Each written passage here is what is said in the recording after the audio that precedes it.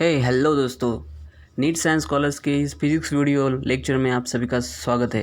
Physics video sixth type second gravitational change in percentage increase और decrease. So first question before this, इसके पहले आपको पहला video देखना है।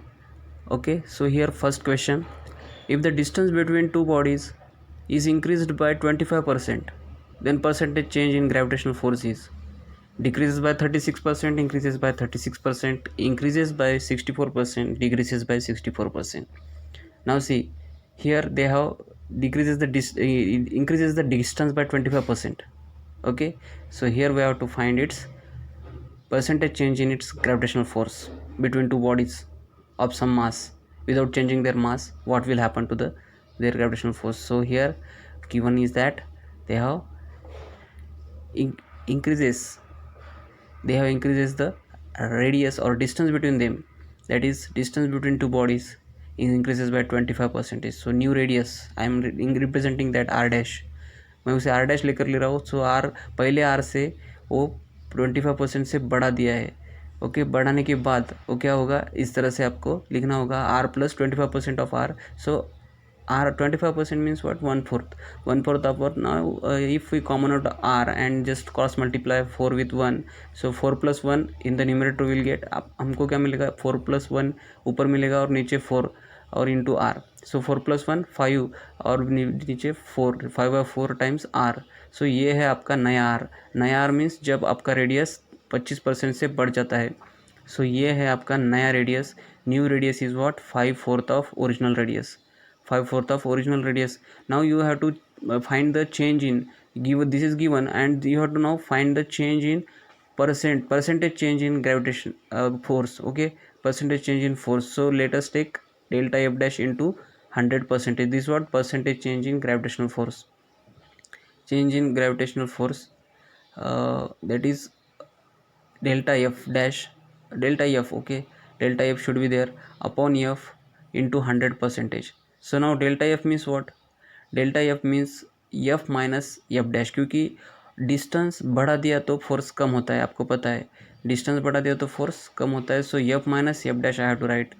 See here first body, the second body, distance between them if I increase it. Okay, if I increased it, और यहाँ पे भी देखिए ये कम था पहले डिस्टेंस, अभी यहाँ पे ज़्यादा फोर्स होगा, बड़ा फोर्स होगा, ओरिजिनल फोर्स होगा. अभी डिस्टेंस बढ़ा दे तो फोर्स कम हो जाएगा, force will decrease.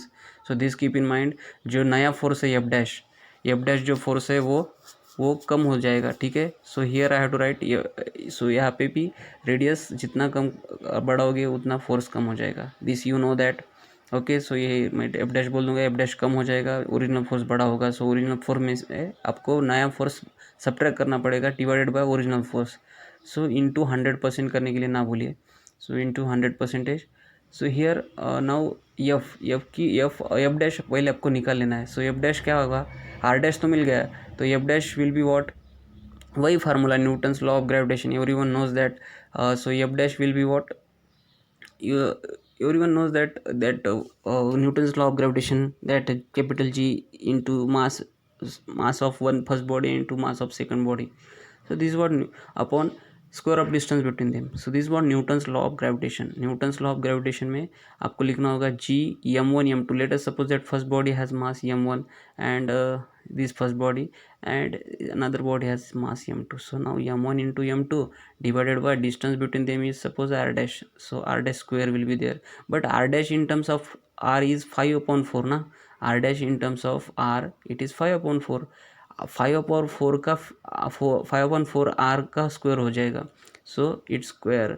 So here we have to write this what, sorry here should be square and this is should be also square. दोनों का स्क्वायर हो जाएगा ना. तो 5/4 r का होल स्क्वायर था, तो मैं 5/4 का भी स्क्वायर किया और r का भी स्क्वायर किया. तो मगर ये g m1 m2 upon r square ये क्या है, ये ओरिजिनल फोर्स है. तो ओरिजिनल फोर्स होगा, तो ओरिजिनल फोर्स अपॉन 5/4 का whole square, original force upon 4 का स्क्वायर ऊपर जाएगा, मल्टीप्लाई होगा एफ को. ठीक है, नीचे 5 का स्क्वायर. सो आपको स्क्वायर तो पता है, 16/25 will be there. Okay, 16/25 into original force. This is your new force. Okay, आपको नया फोर्स ओरिजिनल फोर्स के टर्म में मिल गया. अभी आप वहाँ पे रख के उनका सब्ट्रैक्शन निकाल के, ओके, आप divided by force original force, फिर वो ओरिजिनल फोर्स तो कैंसिल होने वाला है, ठीक है। सिर्फ आपको उस फार्मूला में लिखना है F minus delta F dash upon F, delta F upon F into 100% is equal to आपको लिखना है डेल्टा एफ, या डेल्टा एफ यानी F minus F dash, F minus F dash means what, F minus F dash means F minus 60, F common निकल लिया तो 1 minus 16/25 will be there. Now after doing cross multiplication we will get 25 minus 16/25 into f. Okay, 25 ones are 25 ना, 25 minus 16 upon 25 into f. So f into भी बोला तो भी चलेगा. So that is 9/25. 25 में से 16 के कितने रहेंगे 9, तो 9/25 ये आपका डेल्टा एफ है. क्या है delta F. Okay, so delta F यहाँ पे है ऊपर में, तो वो हमें मिल गया 9/25 इंटू एफ. सो डिवाइड में भी एफ आएगा तो एफ कैंसिल हो जाएगा. ओके, और इंटू 100% लिखने के लिए भूलना नहीं है. सो इंटू 100% भी है, ठीक है. So here now just do this, 25 से 100 को डिवाइड कीजिए. 25 वन ज़ा 25 फोर ज़ा ओके 100 होता है, तो 4 9 ज़ा 36. सो प्लस 36 आ गया है. इसका मतलब आपको तो पता है कि जो भी रेडियस बढ़ा दिया तो ग्रेविटेशनल फोर्स डिक्रीज हो जाएगा. सो यहाँ पे डिक्रीज आ जाएगा, माइनस नहीं आया. मगर माइनस क्यों नहीं आया, हमने एफ में से एफ डैश निकाला, तो एफ डैश में से एफ निकालते थे तो आपको माइनस में आता था, तो आप डिक्रीज बोलते. तो सो ये ध्यान में रखना है कि डिस्टेंस अगर बढ़ा दिया तो फोर्स कभी भी कम होता है. सो यहाँ पे डिक्रीज होगा फोर्स कितने से परसेंट से 36% से. सो यहाँ पे माइनस क्यों नहीं आया, क्योंकि हमने एफ माइनस एफ डैश किया. अगर एफ डैश माइनस एफ किया होता तो माइनस 9/25 आता, माइनस 9/25 होता. फिर वो माइनस 9/25 हम यहाँ पे रखते तो आपको क्या आता था, आपका जो भी delta F upon F into 100%. सो यहाँ पे माइनस रखना पड़ेगा, तो ये माइनस यहाँ पे 9 के पास रखता हूँ और ये माइनस यहाँ पे भी आता. तो minus means decrease, minus means decrease in force. So force में कितने परसेंटेज से डिक्रीज हो गया. So force has to decrease here because we are increasing the distance. Everyone knows that inverse square law. Okay, force कभी भी कम होता है अगर डिस्टेंस बढ़ा दिया तो, क्योंकि डिस्टेंस के लिए वो इन्वर्सली प्रोपोर्शनल है. तो डिस्टेंस बढ़ा दिया तो फोर्स भी कम होगा. डिस्टेंस अगर कम कर दिया तो फोर्स बढ़ेगा, जितना पास आएगी उतना फोर्स ज़्यादा होगा. सो यहाँ पे decreases by 36% is your option. Okay, now come to next question. Let g be the acceleration due to gravity of at Earth's surface and k be the rotational kinetic energy of the Earth. Suppose the Earth's radius decreases by 2%. अभी अर्थ का radius हम 2% से decrease करेंगे, जहाँ पे keep all other quantities are the same. So this is G का formula आपको पता है, GM/R². Okay, so here are के लिए वो इन्वर्सली है. यहाँ पे k = L²/2I, के L²/2I. सो यहाँ पे भी ना आई का अगर फार्मूला लेते हो आप तो 2/5 mg/r² है, तो यहाँ पे भी इन्वर्सली होगा. तो दोनों तरफ इन्वर्सली R² है, तो आपको ये चार में से ऑप्शन में से कोई तो भी ढूंढना है. सो देखिए ऑप्शंस कैसे है, 2%, 4%, 2%, 4%, इंक्रीजेस डिक्रीजेस. ओके, तो चलिए अभी जी का फार्मूला यूज़ करके हम जी का रिलेशन यूज़ करते हैं रेडियस के साथ. रेडियस ऑफ अर्थ तो दिया है 2% से डिक्रीज़ हुआ करके. सो 2% से अगर डिक्रीज़ हुआ है रेडियस तो आपको नया रेडियस निकालने आ सकता है. So given is what, so here given is that radius of the earth is decreases by 2%. Radius 2% से कम कर दिया गया है. रेडियस अगर यानी कि नया रेडियस क्या होगा, r माइनस r में से 2% अभी r का निकालना है. सो 2% of r we have to subtract from the original radius. so 2/100 into r will be there. Okay, R common निकाल लिया तो, और 2/100 को मिनिमाइज कर दीजिए. 2 1 ज़ा 2 50 ज़ा. Okay, so 1/50 will be there. R common निकाल लिया तो 50 क्रॉस मल्टीप्लाई होके -1 हो जाएगा उसमें से, और डिवाइड बाय 50 आ जाएगा. सो 49/50 आ जाएगा. 49/50 इंटू आर, ये है आपका नया रेडियस. ओरिजिनल रेडियस के साथ कंपेयर किया तो ऐसा आएगा, ठीक है. सो इससे आपको क्या होगा, इससे आपको नया gravitational acceleration due to gravity भी निकालने आ सकता है, और रोटेशनल काइनेटिक एनर्जी भी निकालने आ सकती है.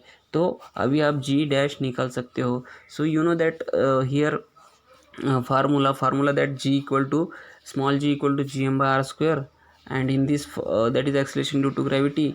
And here in the case of this that is acceleration due to gravity, और यहाँ पे रोटेशनल काइनेटिक एनर्जी जिसे डिनोट किया जाता है के से, जिसका formula L²/2I। Okay, so k equal to g equal to gm by r square, and here g is inversely proportional to r square,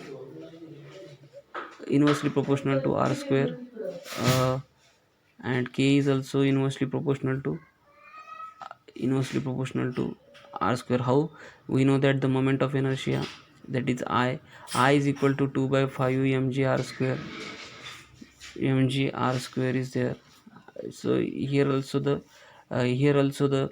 rotational kinetic energy is inversely proportional to the radius. See here in the denominator there is a r square. So here is also in the both the case we got the k is inversely proportional to r square. Okay, so यहाँ पे भी inversely proportional है, यहाँ पे भी inversely proportional है. So here so this is what inversely proportional with the radius, gravity and rotational kinetic energy. So नया अगर gravitational acceleration due to gravity नई निकालनी है तो क्या आएगा? So G dash is equal to G M upon R dash square. R dash तो आपको पता है, दैट इज़ 49/50. तो जी एम अपॉन 49/50 का स्क्वायर अपॉन आर स्क्वायर आ जाएगा. ठीक है. So radius new radius it is decrease by 2%. तो ऑब्वियस जी क्या होगा? जी बढ़ जाएगा. This will always increase, because inversely है ना, इन्वर्सली है तो फिर डिक्रीज के लिए इंक्रीज आ जाएगा, इधर भी डिक्रीज के लिए इंक्रीज आ जाएगा. सो दोनों भी इंक्रीज वाले ऑप्शन ही ढूंढने हुए आपको. ठीक है, चारों ऑप्शन में से.